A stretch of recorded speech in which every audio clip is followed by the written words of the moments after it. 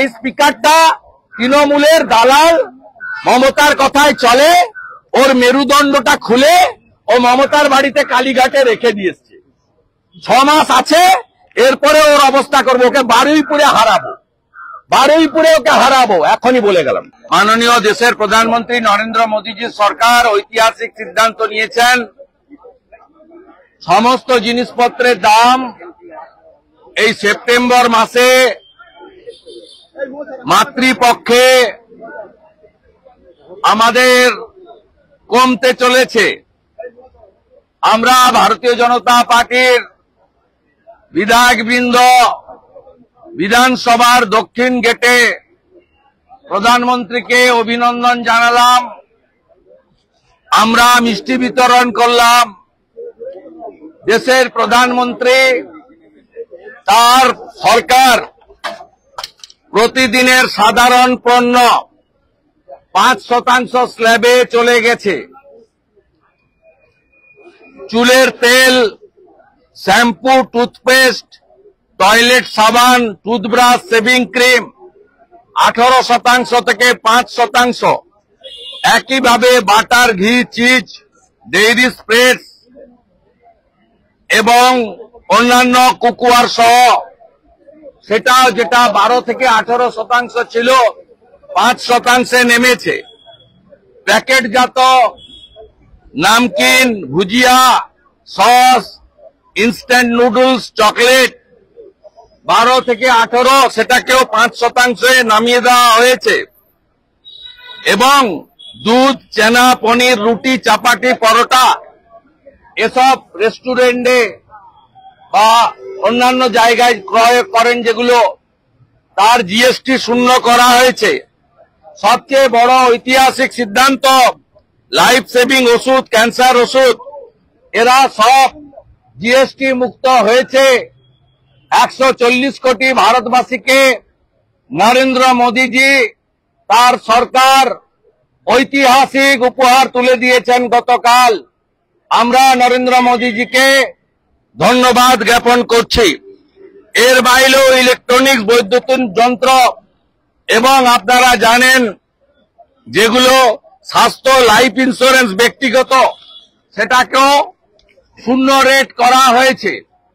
একদিকে খালা মমতা ব্যানার্জি যখন পশ্চিমবঙ্গে পেট্রোল ডিজেলের স্টেট সেস তুলছে, বাজারে আগুন, সরকারি কর্মচারী, পুলিশ কর্মী, শিক্ষক, পেনশনার্সরা ডিএ পায় না, চাকরি নেই, অস্থায়ী কর্মচারী, কন্ট্রাকচুয়ালরা সমকাজে সমবেতন পায় না, কৃষকরা ফসলের দাম পায় না, স্কুলগুলো উঠে গেছে, লক্ষ লক্ষ পেশেন্ট আয়ুষ্মান ভারত না থাকার জন্য বাইরের রাজ্যে যাচ্ছে।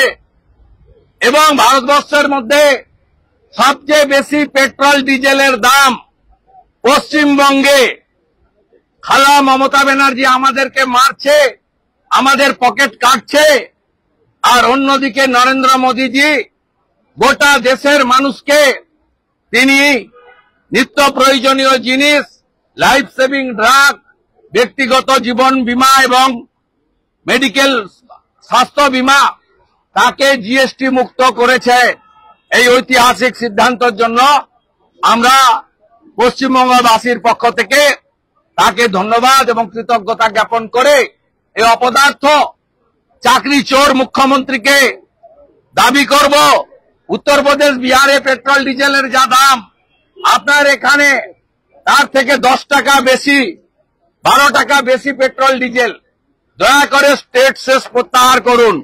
বাজারে উৎসবের আগে নিত্য প্রয়োজনীয় জিনিসপত্রের দাম নিয়ন্ত্রণ করুন, আর কৃষককে তার ফসলের ন্যায্য দাম দিন। আর বকেয়া ডিএ সুপ্রিম কোর্টের নির্দেশ মেনে সমস্ত কর্মচারী, শিক্ষক, পেনশনার্সদের দিয়ে দিন। এটাই আমরা দাবি করব। মোদীজি জিন্দাবাদ, জিন্দাবাদ, জিন্দাবাদ, মোদীজি জিন্দাবাদ, জিন্দাবাদ, জিন্দাবাদ। নতুন করোনা ট্যাক্সে বলা হচ্ছে 31শে ডিসেম্বর 2024 পর্যন্ত যারা এই রাজ্যে এসছেন বা দেশে এসছেন তারাও থাকতে পারবেন, বাকিদের ক্ষেত্রে কড়া মনোভাব দিচ্ছে কেন্দ্রীয় সরকার। এই অনুপ্রবেশকারীদের জন্য যে কড়া মনোভাব কেন্দ্রীয় সরকারের, আপনি কাকে থাকতে পারবেন বলছেন? 31শে ডিসেম্বর 2024 কারা কারা সিএ তে লেখা আছে? হ্যাঁ। হিন্দু, শিখ, খ্রিস্টান, Jain, Parsi, Buddhist, not Bangladeshi Muslim. Very crystal clear. ধন্যবাদ। বাংলাদেশের মুসলমান ওরা অনুপ্রবেশকারী, দে শুড গো, নইলে ডিটেনশন ক্যাম্পে থাকবে। আর সব হিন্দু বাংলাদেশ থেকে যারা এসেছে 31শে ডিসেম্বর 2024 তারা সবাই শরণার্থী, তাদের নাগরিকত্ব দেবে ভারত সরকার। কোন হিন্দুর কোনো প্রবলেম নেই, আমরা কমিটেড। হিন্দুস্তানে হিন্দুরা আসবে, নিরাপদে থাকবে। আজকে অধিবেশনে প্রথমার্ধে প্রশ্নোত্তর পর্বে বিজেপি বিধায়করা বয়কট করে অংশ নিল না বিধানসভায়। অফিসিয়ালি বয়কট আমরা করিনি। আমরা মঙ্গলবার পর্যন্ত জানতাম যে আপনি মঙ্গলবার পর্যন্ত থাকবেন। তাই তো স্পিকারের রেকর্ডিং শুনুন, স্পিকারের ভয়েস রেকর্ডে তো তাই বলেছে, পরে টাইপ করে দিয়েছে খালা মমতা একা বলবে, বিরোধী দলনেতাকে বাইরে রাখবে। আজকে আমার সাথীরা ওকে বুঝিয়ে দেবে, আমাদের এমএলএরা ভিতরে ঢুকবে, ওকে বুঝিয়ে দেবে বিজেপিতে একটা শুভেন্দু নেই, 65টা শুভেন্দু আছে। বলছি একবার বলা হলো আপনি যশবন্ত দেশ আসবে, মানে এই হঠাৎ এটা একটা দালাল, এই স্পিকারটা তৃণমূলের দালাল, মমতার কথায় চলে, ওর মেরুদণ্ডটা খুলে ও মমতার বাড়িতে কালীঘাটে রেখে দিয়েছে। 6 মাস আছে, এরপরে ওর অবস্থা করবো, ওকে বারুইপুরে হারাবো, বারুইপুরে ওকে হারাবো, এখনই বলে গেলাম। দে শুড গো, নইলে ডিটেনশন ক্যাম্পে থাকবে।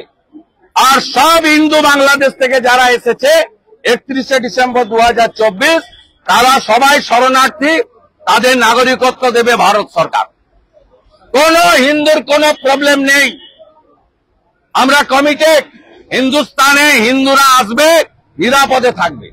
আজকে অধিবেশনে প্রথমার্ধে প্রশ্নোত্তর পর্বে বিজেপি বিধায়করা বয়কট করে অংশ নিল না বিধানসভায়। অফিসিয়ালি বয়কট আমরা করিনি। আমরা মঙ্গলবার পর্যন্ত জানতাম যে আপনি মঙ্গলবার পর্যন্ত থাকবেন। তাই তো স্পিকারের রেকর্ডিং শুনুন, স্পিকারের ভয়েস রেকর্ডে তো তাই বলেছে, পরে টাইপ করে দিয়েছে খালা মমতা একা বলবে, বিরোধী দলনেতাকে বাইরে রাখবে।